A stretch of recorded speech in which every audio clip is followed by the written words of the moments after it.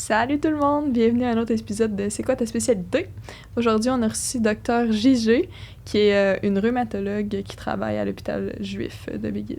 Ouais, elle nous a un peu dépeint de c'était quoi le portrait de la rhumatologie, une spécialité qui est un peu méconnue, même des étudiants en médecine, je dirais, mais surtout du grand public. Elle explique vraiment bien c'est quoi sa spécialité, c'est quoi son quotidien, qu'est-ce qu'elle fait à chaque jour.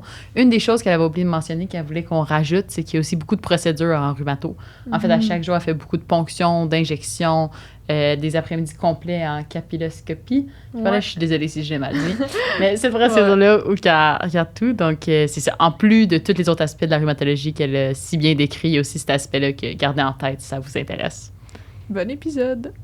On voulait prendre un moment avant l'épisode pour remercier nos commanditaires Archer, qui est une firme de finance spécialisée pour les médecins et les étudiants en médecine. Ils sont tellement agréables avec nous, tellement agréables à travailler. On vous conseille fortement de les contacter. Oui, c'est ça. C'est du monde facile d'approche. Les consultations avec eux, c'est gratuit. Fait qu'hésitez pas à envoyer un courriel. Le lien est en dessous des vidéos.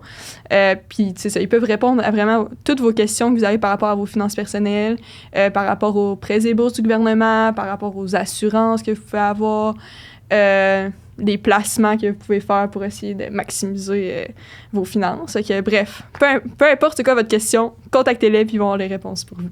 Merci Archer! Attention, on a une annonce spéciale à faire.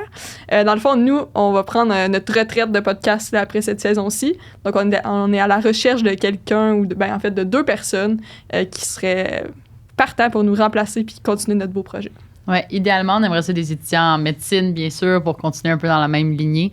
Des étudiants qui sont peut-être en première année ou en pré-med, qui vont pouvoir prendre le projet pour plusieurs années. Aussi, on vous suggère fortement, si ça vous tente, d'appliquer entre amis, 2 à 2. C'est toujours plus facile de faire des discussions comme ça quand on le fait entre amis. Donc, si vous êtes intéressé, écrivez-nous, envoyez-nous une petite description de pourquoi vous êtes intéressé. Puis, ouais. C'est ça. On attend vos CV.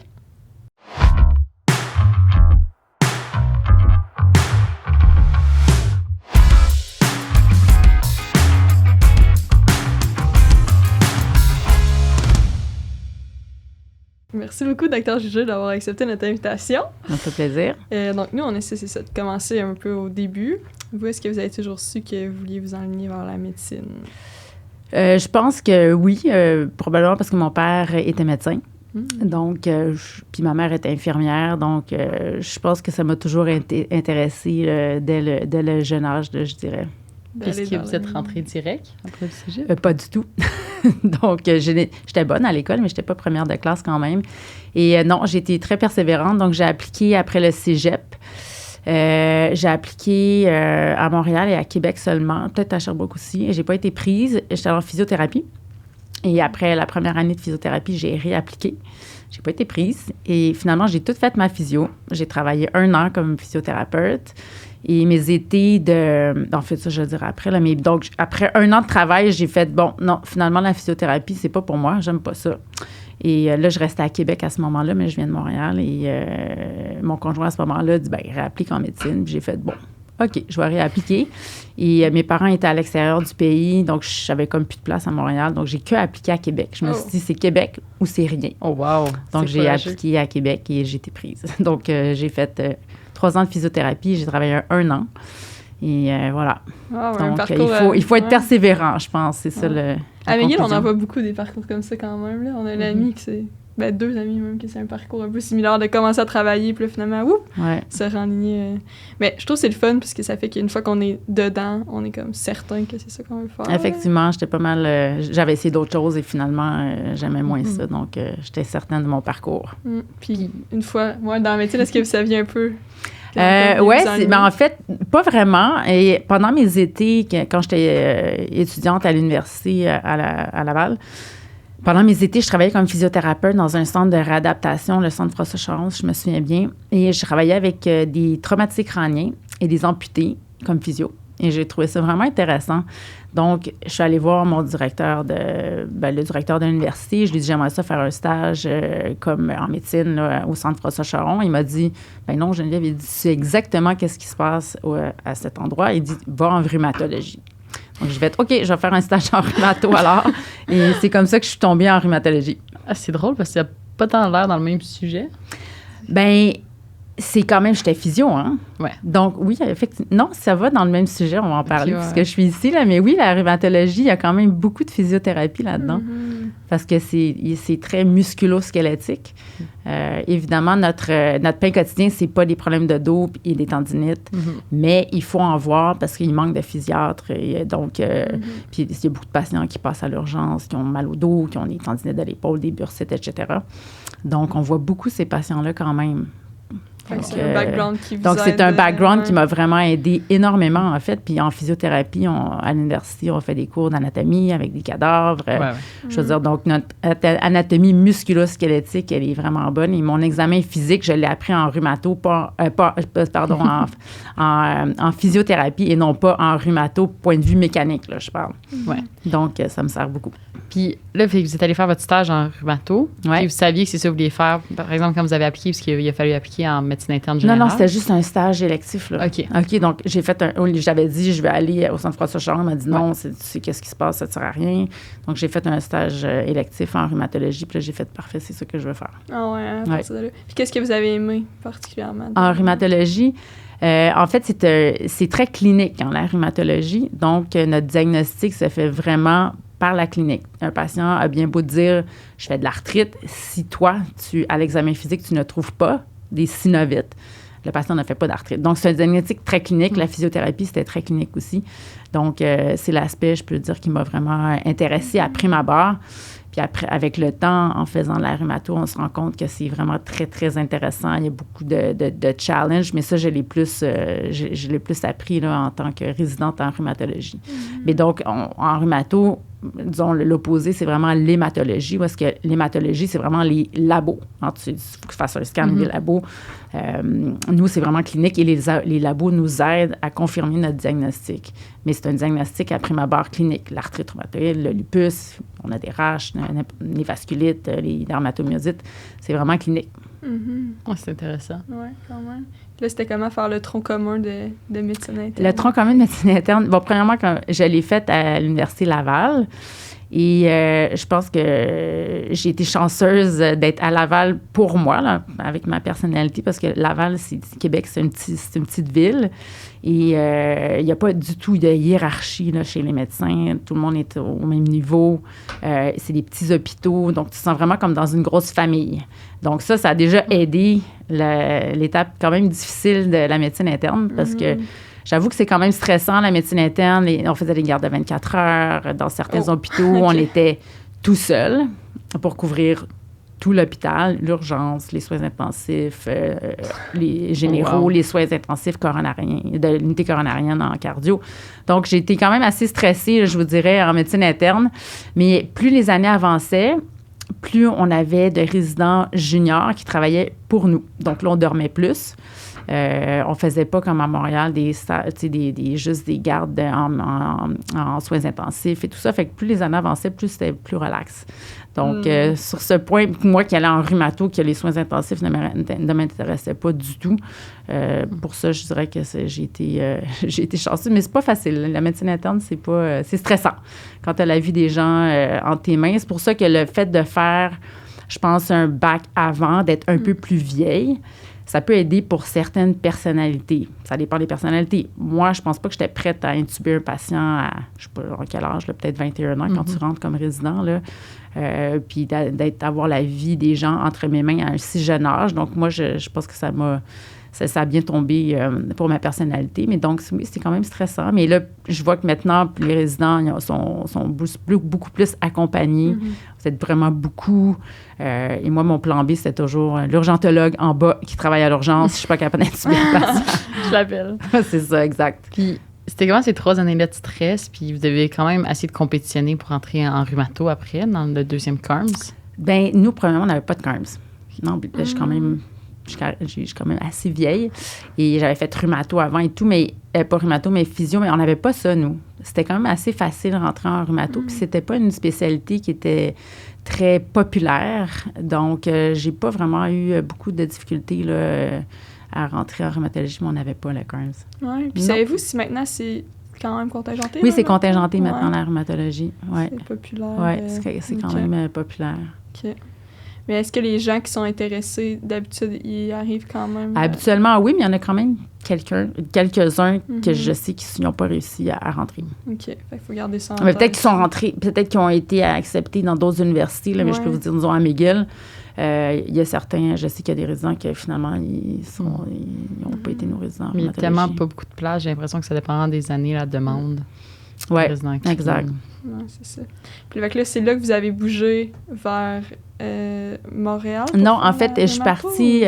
donc, j'ai fait ma médecine interne à Québec, tout mon cours de médecine préclinique, tout ça, à Québec. Ensuite, médecine interne à Québec. Et il n'y avait pas de résidence en rhumatologie à Québec à ce moment-là. Donc, comme je viens de Montréal, j'étais contente de revenir à Montréal. Donc, non, je suis allée à l'Université de Montréal. C'est ça. Donc, j'ai fait rhumato à l'Université de Montréal. Et après, j'ai fait une année de fellowship au Jewish. OK. Mon père était hématologue au Jewish. Il voulait que je vienne travailler avec lui à l'hôpital général juif. Et j'ai fait un fellow en sclérodermie au Jewish. Et j'ai appris la capillaroscopie. Savez-vous c'est quoi la capillaroscopie? Non, c'est quoi? La capillaroscopie, c'est une technique qu'on utilise pour regarder les capillaires à la base de l'ongle. Et ça nous aide à faire le diagnostic de la sclérodermie de façon très précoce. Et ça nous aide à faire les diagnostics aussi des dermatomyosites et des myosites. Là. Donc, c'est une technique très intéressante. Oh, un bon fun fact. Oui. Non, c'est très, très, très utile en rhumato, la capillaroscopie. Ça se fait un petit peu partout ou seulement en certains hôpitaux? Ben, ça se fait un peu partout, oui. Quand j'ai commencé ma formation, il n'y avait pas beaucoup de médecins qui faisaient ça. Il y avait le Dr Maceto à Sherbrooke. C'est lui qui m'a formé à faire la technique. C'est très simple. Là. C'est comme une loupe. Hein. Ça grossit. C'est un petit appareil qui mesure peut-être 4 pouces. Là. Et c'est une loupe qui grossit 200 fois les capillaires. Donc, lui, j'ai fait comme un petit projet de recherche avec lui pour me familiariser avec la technique. On faisait plein de patients de sclérodermie de différentes durées de maladie. Puis après ça, j'ai tout lu sur la capillaroscopie au complet. Et je suis allée en Italie avec l'expert en capillaroscopie 2 semaines pour juste consolider mes connaissances et aussi poser toutes mes questions. Donc, j'ai fait, pendant mon fellow, j'ai été chanceuse, j'ai fait que 1 an. J'avais des enfants aussi, j'en avais 2, donc j'avais pas le goût de m'en aller, de partir 2 ans à l'extérieur. Puis, c'est ça, donc je me suis spécialisée en sclérodermie et avec un petit... une attention particulière au système gastro-intestinal en sclérodermie. OK. Puis est-ce que le volume de sclérodermie au Jewish était assez grand pour avoir une bonne exposition en 1 an? Oui, parce qu'au Jewish, mes collègues ont parti d'une banque de données pan-canadienne qui s'appelle CSRG, Canadian Scleroderma Research Group. Donc, il y avait déjà beaucoup, beaucoup de patients. Là, ça fait partie d'une collecte, d'une banque de données de sclérodermie. Il y en avait beaucoup. Ouais. Puis, qu'est-ce qui est arrivé après ça? Vous êtes juste resté là? Oui, finalement, j'avais dit au début que je ne resterais pas au Jewish parce que ça me stressait, comme vous. Donc, j'avais dit non, je vais aller travailler. Je vais aller travailler sur la Rive-Sud. Et finalement, j'ai fait non, je vais rester travailler avec vous. Un peu à cause de l'équipe. À cause de l'équipe. Puis l'hôpital général juif est un milieu très stimulant. Oui, c'est ça. Des cas plus complexes, peut-être. Oui, des cas plus complexes, effectivement. Puis j'avais une très bonne équipe aussi. Je voulais pas quitter mon équipe. Et quand tu fais de la capillaroscopie, mais ça m'a permis de faire de la recherche aussi, là, que j'aurais pas faite si j'étais allée sur la Rive-Sud. C'est un milieu plus communautaire. C'est ça, c'est différent. Oui. Puis comment ça s'est passé, la transition entre ton résident, fellow puis staff au même endroit, mettons, là, ça? Quand t'es fellow, t'as pas de garde.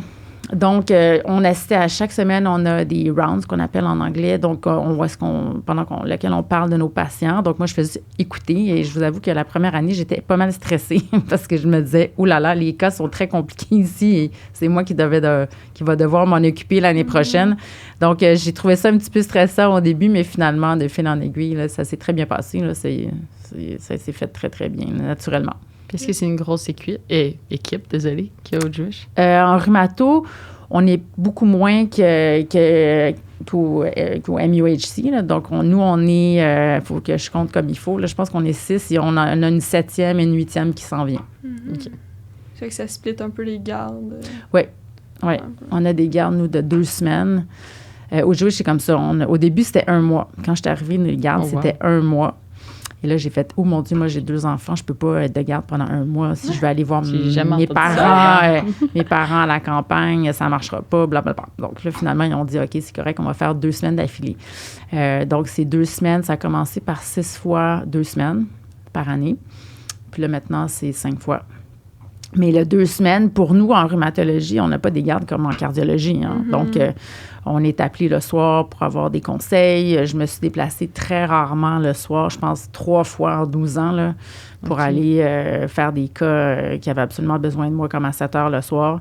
Mais sinon, des appels, la fin de semaine, on rentre, on fait les consultations en urgence, mais on n'est pas si débordé.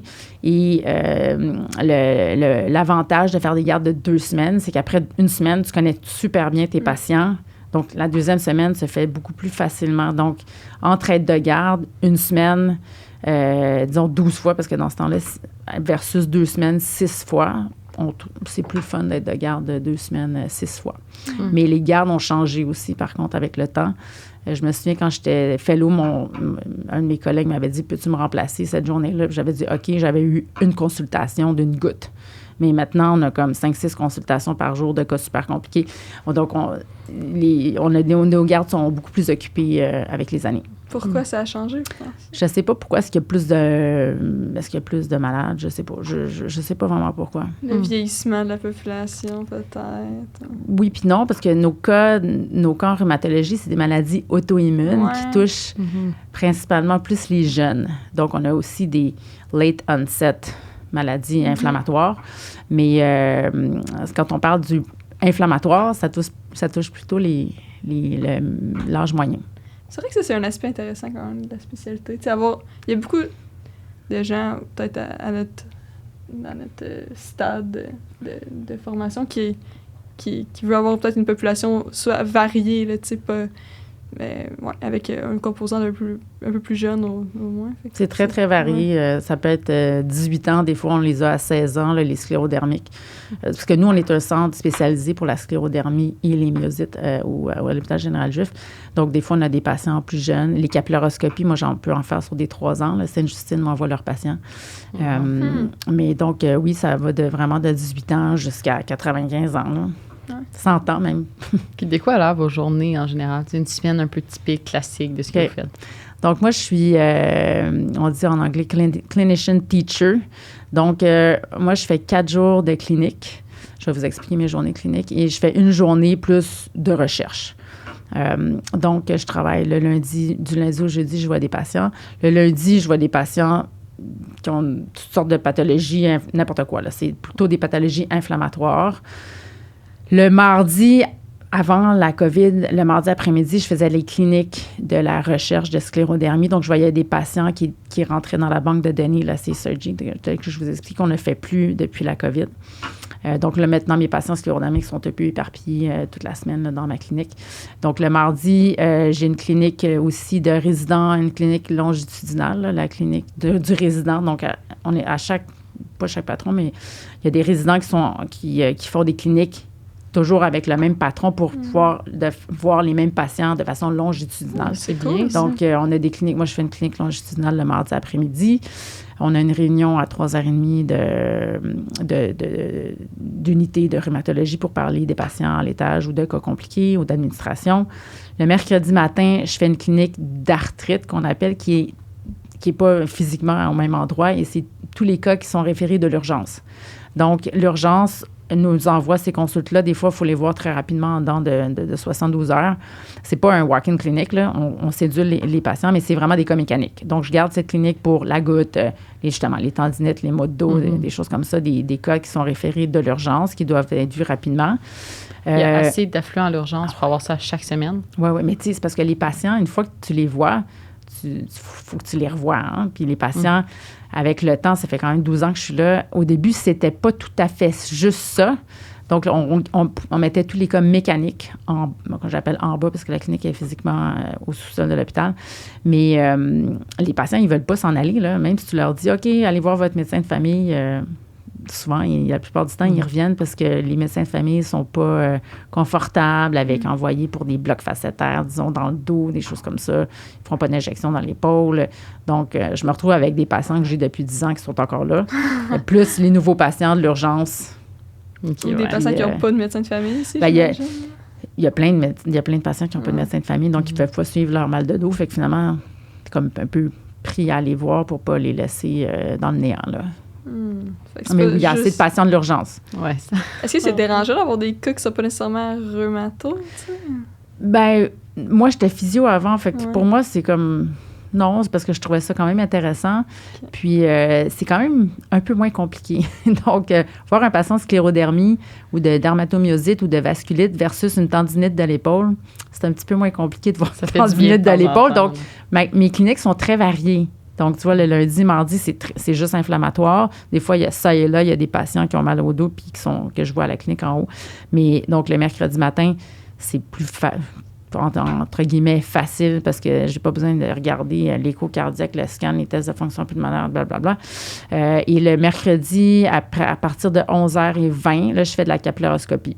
Donc là, je fais que de la capillaroscopie jusqu'à la fin de la journée. Et j'ai vraiment beaucoup de demandes de capillaroscopie. Le jeudi, c'est une journée inflammatoire.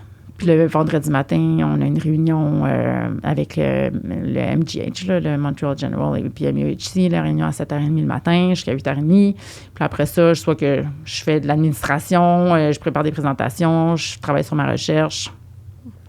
Puis est-ce que parfois, tu sais, les patients hospitalisés, est-ce que parfois vous êtes genre à l'étage? Nous, on n'hospitalise pas à l'hôpital général juif en tant que rhumatologue. Donc, j'ai pas de patients attitrés à mon nom. On est des consultants. Donc, c'est pas moi qui va gérer la douleur thoracique à minuit. Donc, pour ça, c'est un point positif. Mais donc, on n'a pas de patients à notre nom. OK. Fait que vous êtes en consultant. Mais il faut les voir quand même. Quand on est de garde, non, c'est seulement quand on est de garde. Okay, donc, quand on est de garde, on fait une demi-journée clinique le matin. Les résidents font les consultes et tout. Puis après ça, là, on révise les consultes. Puis là, on voit tous les patients qui sont hospitalisés, qu'on a vus là, en tant que consultants. OK. Puis on voit les nouvelles consultations de l'étage, les consultations de l'urgence. Des fois, des consultes externes. Des fois, il y a des médecins de famille qui nous appellent. Peux-tu voir ce patient-là rapidement sans qu'il passe par l'urgence nécessairement. Vos heures, ça ressemble à quoi, mettons, de garde puis pas de garde? Je travaille quand même beaucoup. Donc, moi, je commence à 8 heures et j'ai quand même beaucoup de patients compliqués. Donc, on me réfère souvent les patients qui sont compliqués. Donc, je fais beaucoup de connectivite. Donc, tout ce qui est dermatomyosite, sclérodermie, en tout cas, tous des termes que peut-être que vous connaissez moins, la connectivite mixte. Donc, mes journées sont longues. Je commence à 8 heures. Je finis mon dernier patient vers 3h30, 4h, je dirais. Souvent, pas trop de temps de dîner. Donc, on dîne rapidement en faisant notre paperasse, parce que ce que les résidents ne savent pas souvent, c'est qu'il y a beaucoup de paperasse. Donc, on demande des examens, on demande des labos, on demande des scans, on reçoit tout ça. Et là, il faut regarder ça à la fin de la journée ou le midi. Ça me prend à peu près vraiment là, minimum 2 heures par jour faire ça. Donc, j'en fais un peu le midi, j'en fais après. Il faut rappeler des patients que là, disons, par exemple, je vais vous donner un exemple. Donc, j'ai une patiente, en tout cas, elle avait une petite tache dans le poumon. Il fallait que je refasse la radiographie. Là, je refais la radio. Là, ça me dit, bon, la tache est encore là, tu dois faire un scan. Mais disons que je vois la patiente dans 3 mois. Je ne vais pas attendre de voir la patiente dans 3 mois pour lui dire, madame, vous avez besoin d'un scan. Donc, là, je l'appelle. Je dis, bon, là, finalement, il faut faire un scan. J'envoie la requête. Comme ça, quand je vais vous voir dans 3 mois, le scan va être fait. Donc, ça, c'est un exemple. Il faut que je l'appelle, la patiente. La patiente a une anémie ferriprive. Je la vois dans 3 mois. Bien là, il faut que je l'appelle pour dire, là, vous faites l'anémie. Donc, c'est beaucoup. Ouais. Moi, je fonctionne comme ça, peut-être pas tout le monde, mais donc, finalement, ça prend quand même du temps. Donc, je rentre chez nous. Mes enfants sont plus vieux, donc je rentre un peu plus tard qu'avant, là, mais je rentre chez nous absolument à 6 heures. Okay. Des grosses journées quand même. Des grosses journées. Puis souvent, vous avez parlé de devoir lire vos labos. J'ai l'impression que de ce que j'ai vu, en tout cas en pratique jusqu'à maintenant, les labos de rhumato, ça peut prendre vraiment longtemps avant que ça sorte. Non, bien, ça dépend. En fait, tu sais, quand on demande des labos, on demande des formules sanguines, des créatinines, des tests de calcium, les tests de foie. Mais les anticorps, comme les antinucléaires, ça prend Chez nous, ça prend à peu près 2 semaines. Quand on demande des tests pour les vasculites, les ANCA, ça prend minimum 2 semaines. Il y a des tests qui prennent 6 semaines. Donc oui, il y a des tests qui prennent plus de temps, mais juste le pain et le beurre, là, ça prend... Nous autres, ils font ça le matin. On l'a ça à 3 heures, c'est fait. Là. Je l'ai déjà. Mm-hmm. Trouvez-vous que vous avez une bonne balance vie personnelle puis vie professionnelle? Oui, je suis très bonne là-dedans, moi. Ouais? Oui, donc... j'ai toujours été sportive, donc je fais beaucoup de sport. Donc, moi, j'ai réussi et j'ai besoin de ça. Sinon, ça ne marchera pas. Comme je vous dis, j'ai 2 enfants. Là, j'ai 2 garçons, un de 16 ans puis l'autre de presque 15 ans. Donc, déjà, quand tu retournes à la maison, tu as ta deuxième partie de la journée qui commence. Donc, oui, je fais beaucoup de sport puis je fais ça le matin. Donc, je me lève très tôt le lundi matin à 5h45. J'ai un groupe de course. On part à courir. On se ramasse, tout le monde se rencontre devant chez moi. Le mardi matin, je vais au gym avec mon chum ou d'autres amis. Le mardi soir, je joue au hockey avec Dr. Waleski, que je vous ai dit tout à l'heure. Il y a beaucoup de médecins qui jouent au hockey avec nous. Beaucoup. Oui, vraiment beaucoup. Et le jeudi, je retourne au gym le matin. Mais je fais ça le matin avant de travailler. Donc, je me lève comme à 5h30. C'est de la bonne discipline, ça. Puis après ça, ma journée part. Et la fin de semaine... Je vais courir, puis l'hiver, je fais du ski de fond. Donc, pour moi, j'ai besoin de ça. Si je fais pas de sport, sinon, tu fais que travailler. C'est ça. Je pense que c'est important aussi pour les résidents. C'est sûr que là, j'étudie pas constamment. Là, donc, quand tu es résident, tu peux faire peut-être un peu moins de sport. Mais j'en ai toujours fait. Donc, je pense qu'il faut... Pour moi, tous mes patients, je leur dis, faites du sport. Donc, ils ont des problèmes articulaires. Donc, c'est important de se muscler un peu, sinon on a mal aux genoux. Mais je pense que de combiner vraiment là, l'activité physique, c'est essentiel pour, on dit, un corps sain dans un esprit sain. Oui. Je pense qu'on dit aux autres de faire, c'est ça. Puis les gens disent qu'on n'a pas le temps, mais tu vas le trouver le temps. Si tu veux, tu peux. Là. J'ai pas le temps, moi, de me lever à 5h20 le matin. Là. Non, mais je me lève pareil. C'est sûr qu'il y a des gens qui sont plus... Moi, je suis une matinale. Il y en a qui sont plus... qui fonctionnent plus le soir. Mais moi, rendu à 6h, j'arrive à la maison. Il faut que je fasse le souper. J'ai pas le temps d'aller m'entraîner. Donc, mais je pense qu'on est capable de se trouver un moment... Là, dans la journée, dans la semaine, pour faire 3 fois du sport. Oui, c'est sûr, c'est important. Garder ce balance. Exact. Puis, sinon, j'ai l'impression que la rhumato, c'est un peu un domaine qui est un peu méconnu du public en général, peut-être même des étudiants en médecine. Comment que vous voyez ça? Est-ce que vous en sentez? fait, je comprends parce que c'est quand même assez complexe, la rhumatologie. Donc, j'oublie là, les problèmes mécaniques là, parce que c'est pas notre pain, notre beurre.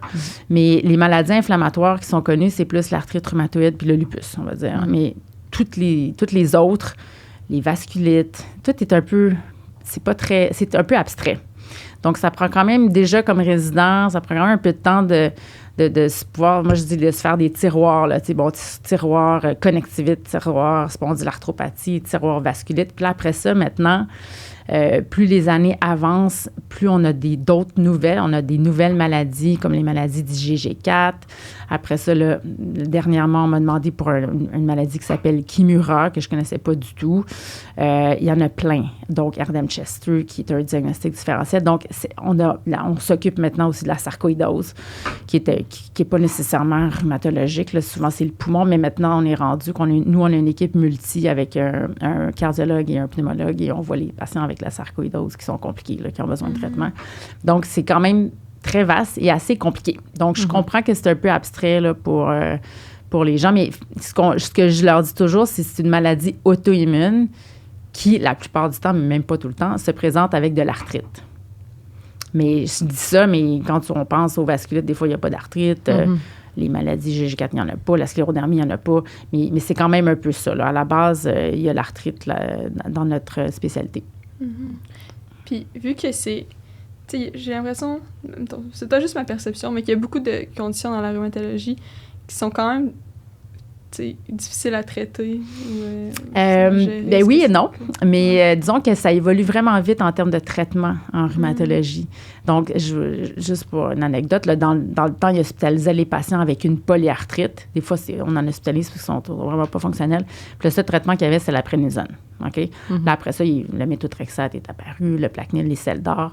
Mais maintenant, on a une panoplie de médicaments qu'on peut donner à nos patients. Donc, tous nos patients, disons, qui font de l'arthrite psoriasique ou rhumatoïde, ou une spondylarthropathie X, notre but, c'est de les rendre en rémission. Là. C'est pas de douleur, pas de raideur, fonctionnel complètement. Et on a énormément de choix de médicaments. Donc, on a les médicaments biologiques qui existent maintenant. Là. Donc, c'est quand même pas si difficile à traiter que ça. Maintenant, aujourd'hui, on est capable de rendre nos patients en rémission. C'est sûr que la sclérodermie, c'est un petit peu plus difficile, mais on a quand même beaucoup d'études. On a les greffes de moelle maintenant, autologues, qu'on peut faire chez nos patients. Nous, on fait aussi beaucoup de recherches à l'hôpital général juif avec Dr. Hudson.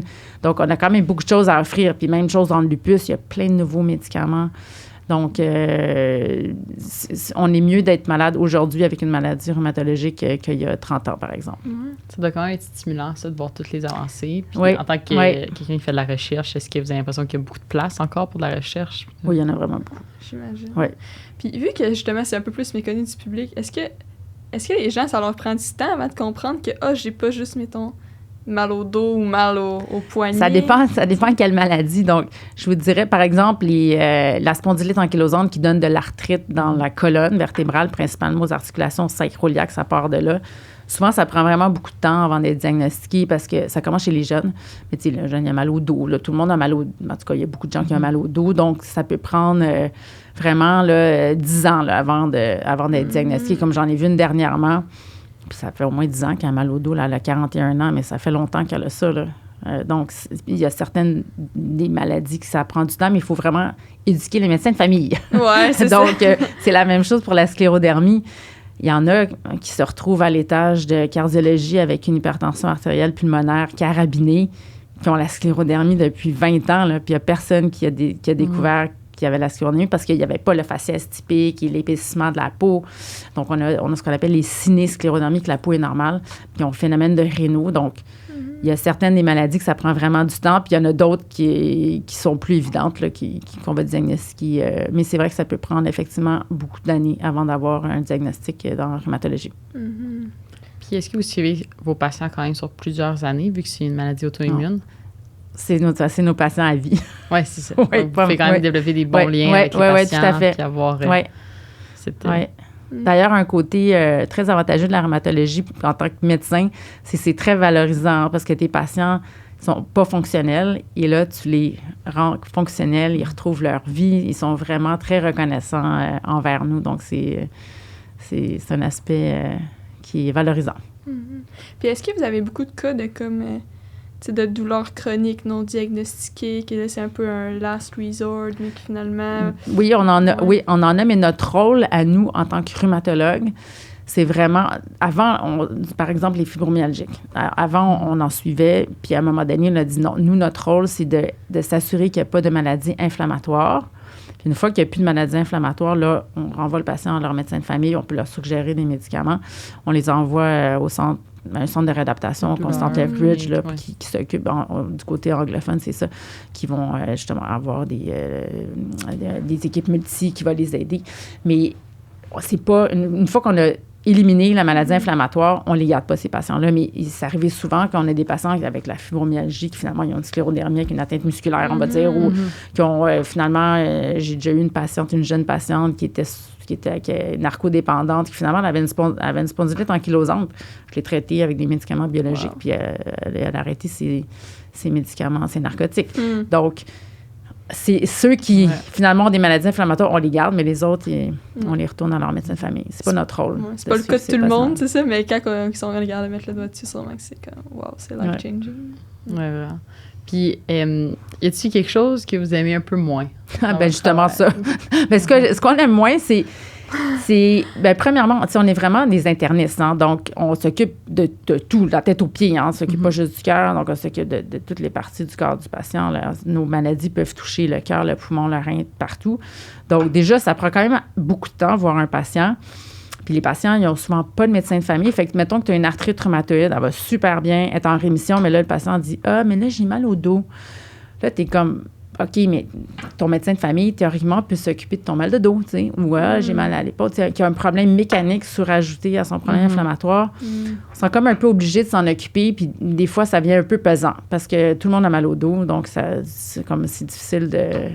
Donc, les patients ont beaucoup de plaintes. Les patients qui ont mal, je comprends, là, ils ne sont pas nécessairement bien.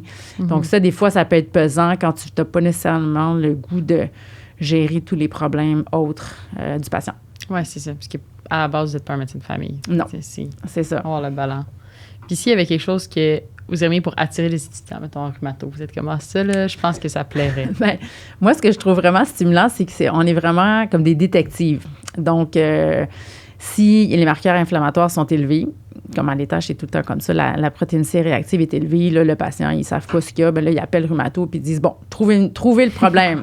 Et souvent, on le trouve effectivement, le problème, donc c'est vraiment, c'est très stimulant. Beaucoup de challenges en rhumatologie, mais en même temps, ça t'oblige justement à avoir une curiosité scientifique, à aller chercher des articles. J'ai trouvé tellement de cas vraiment intéressants parce qu'on était demandé justement, détective, trouve ça. Nous, on ne sait pas ce que le patient a. Donc, c'est très stimulant. C'est quand même cool d'être le pro des maladies un peu funky. Que, les autres ont déjà entendu parler, mais qui ne connaissent pas tant que ça. Effectivement. Moi, c'est un côté que j'ai appris avec le temps en travaillant à l'hôpital général juif avec nos cas toujours plus compliqués avec les années. Puis, est-ce qu'il y a des qualités qu'il faut pour aller en rhumato, justement? Bien, je pense je veux dire, comme tout médecin, il faut avoir un bon jugement clinique, là. Donc, c'est très clinique, la rhumatologie. Donc, je pense que le jugement clinique est vraiment très important. C'est pas une qualité, mais il faut aimer toucher les gens parce que nous, on les palpe, l'examen physique est super important en rhumatologie. Donc, si tu n'aimes pas ça, toucher les pieds des patients, tu n'aimeras pas ça, la rhumatologie. Donc, il faut que tu aimes palper les gens. Et je trouve qu'avec plus les années avancent, moins les résidents ont tendance à examiner leurs patients comme il faut. Donc, tu sais, l'échocardiaque, si je donne un exemple, là, mais donc, l'examen physique, il faut être bon à faire un bon examen physique. Mais sinon, toutes les mêmes qualités là, pour toutes les spécialités. C'est bien. Puis est-ce que vous avez un conseil aux étudiants qui sont un peu perdus, qui cherchent leur voie, dans quoi ils veulent aller? Bien, la rhumatologie, donc, c'est une spécialité super stimulante. Comme je vous dis, il y a toujours des nouvelles maladies. Ça va très vite. On a beaucoup de médicaments à chaque année, des nouveautés. Répète ta question encore parce que je suis partie sur un autre... Si vous aviez des conseils pour les étudiants qui se cherchent un peu, qui ne savent pas trop dans quoi ils veulent aller. On a une belle qualité de vie aussi. Donc, si vous voulez avoir des cas stimulants, si vous aimez l'examen physique, si vous voulez avoir une belle qualité de vie, je pense que la rhumatologie, c'est un bon choix, là. Ça vaut la peine de venir faire genre un stage ou un électif pour venir voir c'est quoi? Je pense que oui, parce que c'est comme vous dites, c'est un peu méconnu. Puis peut-être que c'est un peu épeurant, justement, parce que c'est un peu compliqué. Donc, mais je pense qu'on arrive bien à vous aider, là, comme je disais, avec les tiroirs. Là. Si on se fait des tiroirs là, de maladies, finalement, c'est pas si compliqué que ça, mais ça prend quand même quelques années là, avant d'être à l'aise avec la rhumatologie, mais c'est une spécialité très stimulante. Ça donne le goût d'aller faire un stage. Oui, certainement. Merci beaucoup. Ça a été un plaisir. Puis... De rien, merci de m'avoir invité. Merci.